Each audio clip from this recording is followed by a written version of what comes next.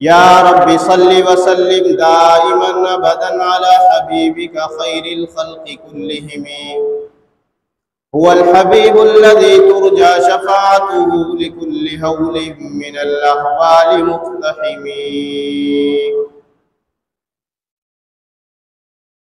इंतहाई वाजिबुल एहतराम मुअज़्ज़ज़ व मुकर्रम सामिईन व हाज़िरीन, गुज़िश्ता जुम्मा मैंने आप हज़रात के सामने क़यामत की होलनाकियाँ और क़यामत की सख्तियों का कुछ तज़किरा किया था और ये बताया था कि इस सख्त दिन, इस होलनाक दिन कि जब यौम यफ़िर्रुल मर्उ मिन अख़ीही व उम्मिही व अबीही व साहिबतिही व बनी, कि जब आदमी जो है अपने भाई से भागेगा, अपनी औलाद से भागेगा, अपनी बीवी बच्चों से भागेगा और एक अजीब मंजर होगा, नफ्सी नफ्सी का आलम होगा। सूरज 1 मील के फासले पर आ जाएगा और सूरज की तमाज़त और तपिश से लोगों के चेहरे झुलस रहे होंगे और गुनहगार अपने आमाल के बक़दर पसीने में डूबे हुए होंगे, पसीने में गर्क और शराबूर होंगे और हर एक ये सोच रहा होगा कि कब हिसाब व किताब शुरू हो और यहाँ से हमारी जान छूटे और हमारे बारे में पता नहीं क्या फैसला हो, जन्नत का फैसला हो या दोज़ख का फैसला हो। तो जब ये सख्त मंजर होगा, नफ्सी नफ्सी का आलम होगा, उस दिन जब कोई साया ना होगा सिवाय अल्लाह के अर्श के साए के, तो आप अलैहिस्सलातु वस्सलाम फरमाते हैं कि 7 ऐसे खुशनसीब अफराद होंगे, 7 ऐसे आदमी होंगे कि जिन्हें अल्लाह रब्बुल आलमीन के अर्श का साया नसीब होगा, ठंडी छाँव नसीब होगी। फरमाया इमामुन आदिलुन, उन 7 खुशनसीब अफराद में से पहला शख्स जिसे अल्लाह के अर्श का साया नसीब होगा वो आदिल हुक्मरान होगा, इंसाफ करने वाला हुक्मरान होगा। इस्लाम इतना प्यारा मज़हब है कि ज़िंदगी के किसी शोबे में भी अगर अल्लाह और उसके रसूल सल्लल्लाहु अलैहि वसल्लम के ताबे होकर ज़िंदगी गुजारी जाए तो अल्लाह रब्बुल आलमीन उसे ये तौफीक देते हैं कि वो अपनी आखिरत संवार लेता है। तो अगर कोई हुक्मरान हो, वो इंसाफ करने वाला हो, फरमाया कि क़यामत के दिन वो अर्श के साए में होगा। इंसाफ का हुक्म अल्लाह रब्बुल आलमीन ने कुरान मजीद में दिया। फरमाया इन्नल्लाह यअमुरु बिल अदलि वल इहसानि व ईताइ दिल कुर्बा व यनहा अनिल फहशाइ वल मुनकरि वल बग़yi यइदुकुम लअल्लकुम तज़क्करून, कि बेशक अल्लाह रब्बुल आलमीन तुम्हें हुक्म देते हैं कि तुम अदल करो। और एक मकाम पर फरमाया व इज़ा हकमतुम बैनन नासि फहकुमू बिल अदल, कि जब तुम लोगों के दरमियान फैसला करो तो अदल व इंसाफ से काम लो। आप सल्लल्लाहु अलैहि वसल्लम को भी इरशाद फरमाया व इन हकमत फहकुम बैनन नासि बिल क़िस्त, कि जब आप लोगों के दरमियान फैसला करें तो इंसाफ के साथ फैसला करें। इन्नल्लाह युहिब्बुल मुक़सितीन, कि अल्लाह रब्बुल आलमीन इंसाफ करने वालों को पसंद फरमाते हैं। अल्लाह इंसाफ करने वालों को पसंद करते हैं। इन्नल्लाह युहिब्बुल मुक़सितीन। और फरमाया कि ये इंसाफ सिर्फ यही नहीं कि अपनों के दरमियान हो, बल्कि फरमाया या अय्युहल्लज़ीना आमनू कूनू क़व्वामीना लिल्लाहि शुहदाअ बिल क़िस्त वला यजरिमन्नकुम शनआनु क़ौमिन अला अल्ला तअदिलू इअदिलू हुवा अक़रबु लित्तक़वा। ये ईमान वालो, तुम अदल व इंसाफ से काम लो और किसी कौम की दुश्मनी में हद से तजावुज़ न कर जाओ। किसी कौम की दुश्मनी तुम्हें इस बात पर मजबूर न करे कि तुम नाइंसाफ़ी करो, बल्कि तुम दुश्मन के मामले में भी इंसाफ करो। इअदिलू हुवा अक़रबु लित्तक़वा, कि यही अल्लाह के नज़दीक जो है सबसे ज्यादा जो है करीब है। तक़वे के सबसे ज्यादा करीब क्या है? अदल व इंसाफ।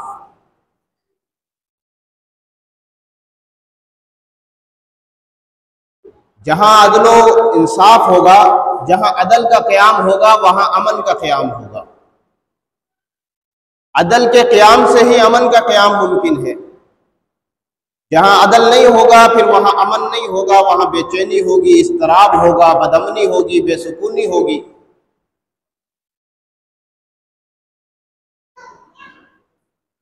यहूदियों से मुआहिदा था कि भाई खैबर की जमीन पर तुम काश्तकारी करो, जो गल्ला उगेगा उसमें से आधा आधा आपस में बांट लेंगे। तो आप सल्लल्लाहु अलैहि वसल्लम ने हजरत अब्दुल्ला बिन रवाहा रज़ियल्लाहु ताला अन्हु को अपना नुमाइंदा बनाकर गल्ले की वसूली के लिए भेजा।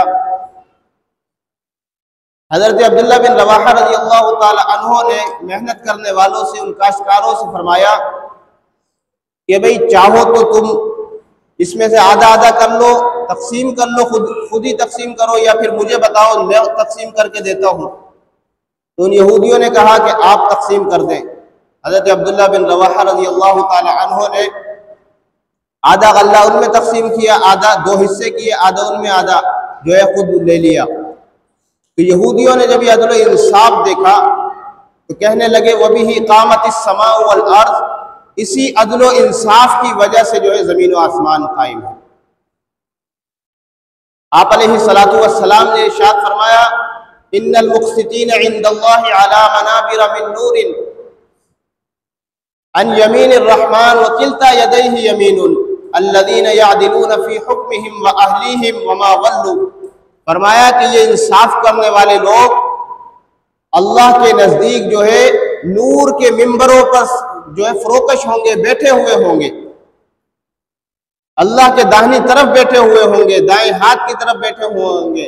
और फरमाया रहमान के दोनों हाथ जो है दाएं हैं, यानी जिस तरह हमारे कुव्वत बाएं हाथ में नहीं है, दाएं हाथ में होती है, लेकिन अल्लाह के बारे में फरमाया वकिलता यदैहि रहमानुन, कि अल्लाह के तो दोनों हाथ ही दाएं हैं। और फरमाया कि वो लोग हैं कि जो जब फैसला करते हैं तब भी अदल इंसाफ से काम लेते हैं, अपने घर वालों के बारे में भी अदल इंसाफ से काम लेते हैं, और जो भी उन्हें उमूर सौंपे गए हैं उनमें अदल इंसाफ करते हैं। तो ये लोग अल्लाह के नज़दीक होंगे और अल्लाह के करीब होंगे, और कस्तूरी और मुश्क अंबर से जो टीले बने हुए होंगे, मिंबर बने हुए होंगे, ये उन पर जो है बैठे हुए होंगे।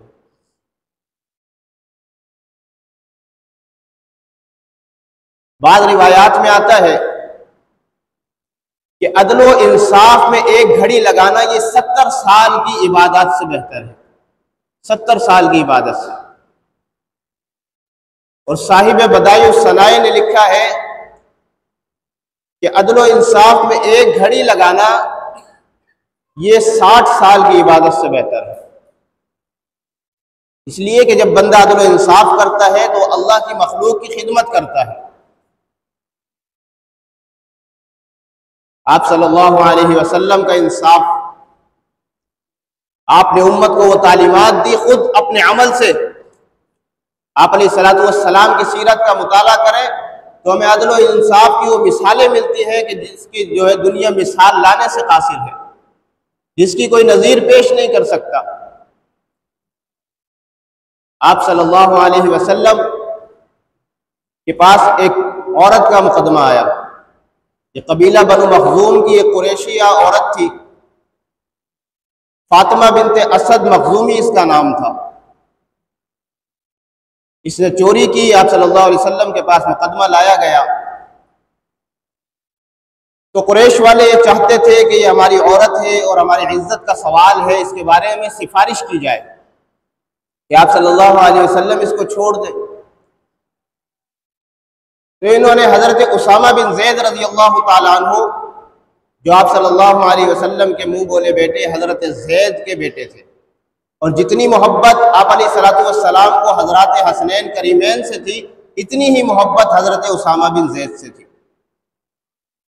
तो इन्होंने हजरत उसामा बिन ज़ैद रज़ियल्लाहु ताला अन्हु, आप अल्लाह के नबी अलैहिस्सलाम के महबूब हैं, चहीते हैं, आप सिफारिश करें कि इस औरत को छोड़ दिया जाए, हमारी इज्जत जो है वो खाक में मिल जाएगी अगर इसके हाथ काटे गए। हज़रत उसामा बिन ज़ैद रज़ी अल्लाह ताला अन्हु ने आप सल्लल्लाहु अलैहि वसल्लम की खिदमत में हाजिर होकर जब सिफारिश करना चाही, तो आप अलैहिस्सलातु वस्सलाम का चेहरा जो है गुस्से से सुर्ख हो गया और आप खड़े हुए और लोगों को खुतबा दिया। फरमाया कि लोगों, तुमसे पहले लोग इसीलिए हलाक हुए, तुमसे पिछली उम्मतें इसीलिए हलाक हुई कि जब उनमें कोई अमीर चोरी करता था, कोई शरीफ चोरी करता था तो उसे छोड़ देते थे, और जब कोई गरीब चोरी करता था तो उसे सजा देते थे। फरमाया कि अगर फातिमा बिनते असद की जगह फातिमा बिनते मोहम्मद भी होती तो अल्लाह की कसम में फातिमा बिनते मोहम्मद के भी हाथ काटने का हुक्म देता। ये मिसाली अदल व इंसाफ आप सल्लल्लाहु अलैहि वसल्लम ने कायम फरमाया। और एक मौका तो ऐसा आया, गालिबन ग़ज़वा बदर का मौका है, आप सल्लल्लाहु अलैहि वसल्लम सफ़े सीधी फरमा रहे हैं और आपके हाथ में नेज़ा है, आप सफ़े सीधी फरमा रहे हैं। तो एक सहाबी हज़रत सवाद रज़ी अल्लाह ताला अन्हु ये कुछ सफ से थोड़ा आगे निकले हुए थे। आप सल्लल्लाहु अलैहि वसल्लम ने ऐसे यूं नेज़ा थोड़ा सा इनको जो है ठोका, तो इन्होंने फरमाया कि या रसूलल्लाह, मुझे तकलीफ हुई है और मैं बदला लेना चाहता हूँ। सहाबा बड़े हैरान हुए। बाद सहाबा तो हजरत उमर रज़ी अल्लाह ताला अन्हु जैसे कि ये आप अलैहिस्सलातु वस्सलाम से बदला लोगे, क्या कह रहे हो? अल्लाह के नबी अलैहिस्सलाम ने फरमाया कि इसे छोड़ो, बदला लेने दो। मैं मोहम्मद अदल व इंसाफ कायम करने के लिए भेजा गया हूँ, मैं उनके लोगों को उनके हुकूक दिलाने के लिए भेजा गया हूँ। कहा कि बदला लेना चाहते हो, लो बदला ले लो। तो साहबी कहते हैं कि आपके बदन पे तो कमीज है, आपने जब मुझे नेज़ा मारा तो मेरे बदन पे कमीज नहीं है थी। तो आप सल्लल्लाहु अलैहि वसल्लम ने यूं कमीज मुबारक ऊपर की, तो ये सहाबी आप सल्लल्लाहु अलैहि वसल्लम से चिमट गए और इन्होंने मोहर नबुव्वत को बोसा दिया। कहा कि या रसूल अल्लाह, मैं और आपसे बदला लूं? मैंने तो ये सब इसलिए किया कि जंग का मौका है, शहादत का वक्त करीब है, मेरा आखिरी लम्हा जो हो वो आप अलैहिस्सलातु वस्सलाम के जिस्म अक़दस से जो है बस होना हो। ये मोहब्बत थी सहाबी रसूल की। तो क्या है, आप सल्लल्लाहु अलैहि वसल्लम ने खुद अपने आप को बदले के लिए पेश किया। इमामुल अंबिया सल्लल्लाहु अलैहि वसल्लम हज़रत उमर रज़ी अल्लाह ताला अन्हु, जिनके अदल की मिसालें दी जाती हैं, अदालत फारूकी की मिसालें दी जाती हैं, फरमाते थे कि अगर मेरे दौरे खिलाफत में फरात के किनारे कोई कुत्ता भी अगर प्यासा मर जाएगा तो उमर उसका भी जवाबदेह होगा। रूम का सफीर जब हजरत उमर रज़ी अल्लाह ताला अन्हु से मिलने आया और देखा कि ये जमीन पर बड़े बेखौफ खतर सो रहे हैं, कोई सिक्योरिटी गार्ड्स नहीं है, कोई मुहाफिज दस्ता नहीं है, कोई सिपाही नहीं है, और बड़े बेखौफ खतर जमीन पर सो रहे हैं, पत्थर को तकिया बनाया हुआ है। तो उस रूम के सफीर ने कहा कि तुम्हारा हुक्मरान इंसाफ करता है इसलिए बेखौफ खतर सो रहा है, और हमारे हुक्मरान जुल्म करते हैं इसलिए उन्हें जो है नर्म मुलायम बिस्तरों पर भी नींद नहीं आती।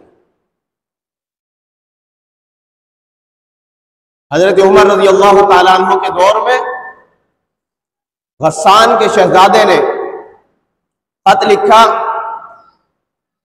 कि मैं मुसलमान होना चाहता हूं। आप हजरत उमर रज़ी अल्लाह ताला अन्हु ने जवाबन लिखा कि बिल्कुल वेलकम, खुशामदीद, आप मुसलमान होना चाहते हैं, आए, हम आपका भरपूर इस्तकबाल करेंगे, और आप मुसलमान होने के बाद ऐसे ही होंगे जैसे हमारे भाई हैं। इस शहजादा जो है अपने लाओ लश्कर के साथ आया और इस्लाम कबूल किया। तो कुछ अरसे बाद हज का मौका आया, तो हजरत उमर रज़ी अल्लाह ताला अन्हु के साथ ये भी हज पे चला गया। जबिल्ला या जबला बिन अहम इसका नाम था। तो हज करते करते ये जब तवाफ कर रहा था, तवाफ करते करते इसकी पोशाक पर, इसके जुब्बे पर एक बेचारे देहाती मुसलमान का पांव आ गया, जिससे इसका वो जुब्बा जो है बदन से गिर गया। इसलिए उसको ऐसा थप्पड़ मारा कि उसकी एक आंख जाए हो गई। अब उस देहाती मुसलमान के कबीले वालों को बड़ा गुस्सा आया कि हम तो बदला लेंगे, किसास और दियत लेंगे। तो हजरत उमर रजी अल्लाह ताला अन्हु की अदालत में जब ये मामला पेश किया गया, आपने उस गस्सान के शहजादे को बुलाया और कहा कि तुमने इसको थप्पड़ मारा? कहा कि हाँ मारा, इसने मेरे जो है जुब्बे पर पाँव रखा और जिससे मेरा बदन खुल गया। उस देहाती से पूछा तो उसने कहा मुझसे तो गलती से हुआ, जानबूझकर मैंने थोड़ी किया है। तो कहा कि अब तुम्हें जो है इसका बदला देना पड़ेगा। गस्सान का शहजादा, जिसे अपनी शहजादगी का जो है खुमार था, तकब्बुर था, कहने लगा कि इस देहाती की खातिर मुझसे बदला लिया जाएगा, आप इसकी बात को इतनी अहमियत दे रहे हैं। हज़रत उमर रज़ी अल्लाह ताला ने फरमाया, बाबू ये इस्लाम है, यहाँ पर जो है अदल व इंसाफ से फैसले किए जाते हैं, यहाँ सब बराबर है, चाहे कोई शहजादा हो या कोई आम मुसलमान हो,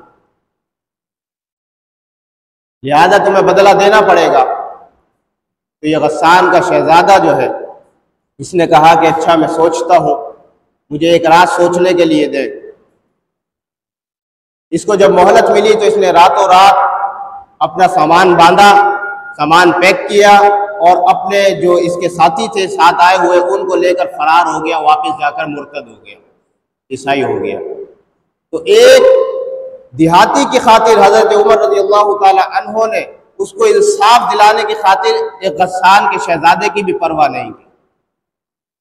ये अदल व इंसाफ था हजरत उमर रज़ी अल्लाह ताला अन्हो का। हजरत अली रज़ी अल्लाह ताला अन्हो की खिलाफत का ज़माना है। हजरत अली रज़ी अल्लाह ताला अन्हो की एक ज़ीरा चोरी हो गई, गुम हो गई। कुछ दिनों के बाद देखा कि वो एक यहूदी के पास है। उस यहूदी से हजरत अली रज़ी अल्लाह ताला अन्हु ने फरमाया कि ये ज़ीरा तो मेरी है, मुझे वापस करो। कहा कि ये ज़ीरा अगर आपकी है तो आप अदालत से जाकर लें, कोई गवाह लाएं, कोई सबूत लाएं।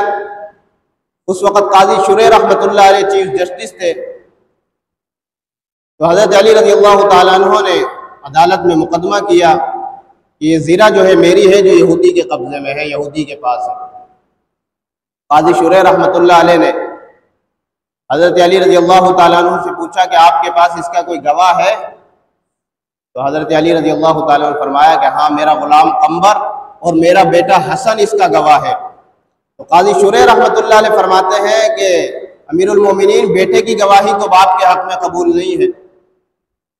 लिहाजा काजी शुरे ने फैसला किया कि ये ज़ीरा जो है यहूदी ही को दे दी जाए।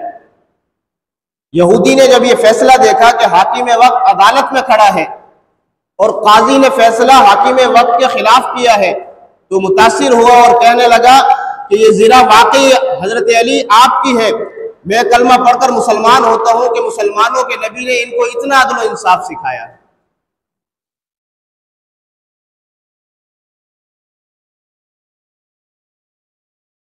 हजरत उमर बिन अब्दुल अजीज रहमतुल्लाह अलैह हाकिम वक्त है।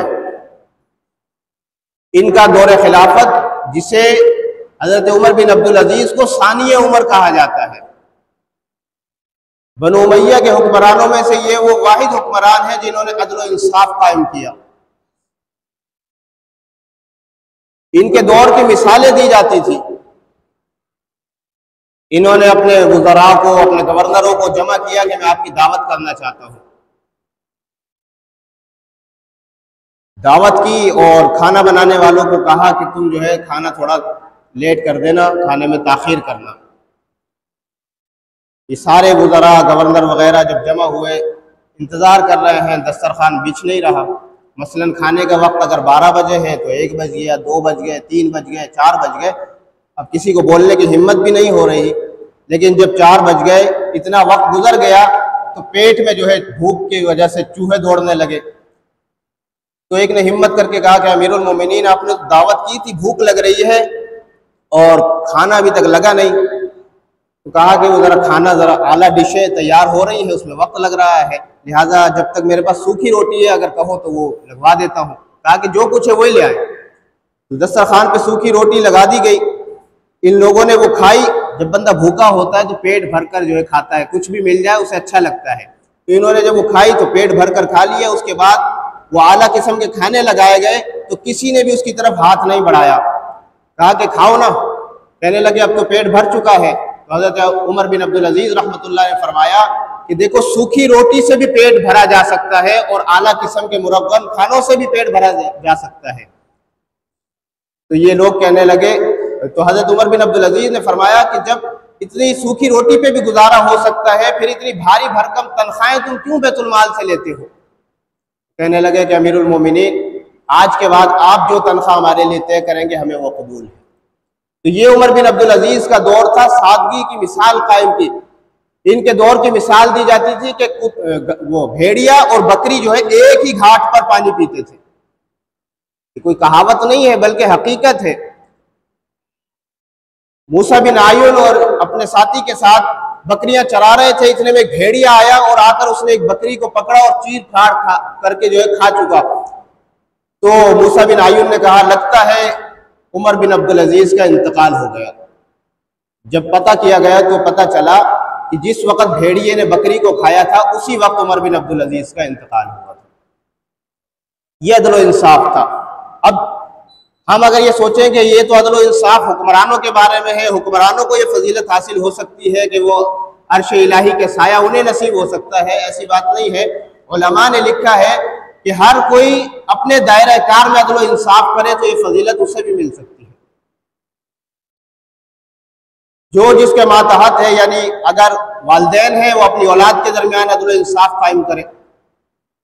हजरत नौमान बिन बशीर रज़ी अल्लाह तआला अन्हु फरमाते हैं कि मेरे वालिद ने मुझे कुछ माल हिबा किया, माल मुझे दिया, तो मेरी वालिदा ने कहा कि मैं जब तक राजी नहीं होंगी जब तक आप सल्लल्लाहु अलैहि वसल्लम को आप इसका गवाह न बना लें। तो मेरे वालिद आप सल्लल्लाहु अलैहि वसल्लम के पास मुझे लेकर आए और कहा कि मैंने अपने बेटे को ये माल हिबा किया है। आप सल्लल्लाहु अलैहि वसल्लम ने पूछा, क्या तुमने इस तरह का माल अपने और बेटों को भी दिया है? इतना माल अपने और बेटों को और औलाद को भी दिया है? तो नौमान बिन बशीर कहते हैं कि नहीं, मैंने सिर्फ इसी बेटे को दिया है। तो आप सल्लल्लाहु अलैहि वसल्लम ने फरमाया कि किसी और को गवाह बनाओ, इस जुल्म के मामले पर मैं गवाह नहीं बन सकता। फरमाते मेरे वालिद वापस लेकर गए और मुझसे वो हिबा माल जो है वापस ले लिया। तो औलाद के दरमियान भी इंसाफ जो है कायम करना चाहिए। वत्तकुल्लाह इदिलू बैन औलादिकुम, आप सल्लल्लाहु अलैहि वसल्लम ने फरमाया कि अल्लाह से डरो और अपनी औलाद के दरमियान इंसाफ करो। इसी तरह जो जिसका मातहत है, अगर उस्ताद है तो वो शागिर्दों के दरमियान इंसाफ कायम करे। अगर कोई छोटा औहदेदार है तो वो अपनी रियाया के दरमियान, इसलिए कि आप सल्लल्लाहु अलैहि वसल्लम ने फरमाया कुल्लुकुम राइन व कुल्लुकुम मसऊलुन अन रइयती, कि तुम में से हर एक जो है वो निगहबान है, निगरान है, उससे उसके मातहतों के बारे में सवाल होगा। उनके दरमियान अदल व इंसाफ कायम करे। अगर किसी की एक से ज्यादा शादियां हैं तो वो उनके दरमियान अदल व इंसाफ कायम करे। आप सल्लल्लाहु अलैहि वसल्लम ने फरमाया कि अगर एक से ज्यादा किसी की शादियां हैं और वो अदल व इंसाफ कायम नहीं करता तो क़यामत के दिन वो इस हाल में आएगा कि उसकी एक दाएं वो गिरी हुई होगी, फालिज ज़दा होगी। तो अल्लाह ताला हमें अदल व इंसाफ करने की तौफीक नसीब फरमाए और हमारे हुक्मरानों को भी अदल व इंसाफ करने की तौफीक नसीब फरमाए। वमा अलैना इल्लल बलागुल मुबीन।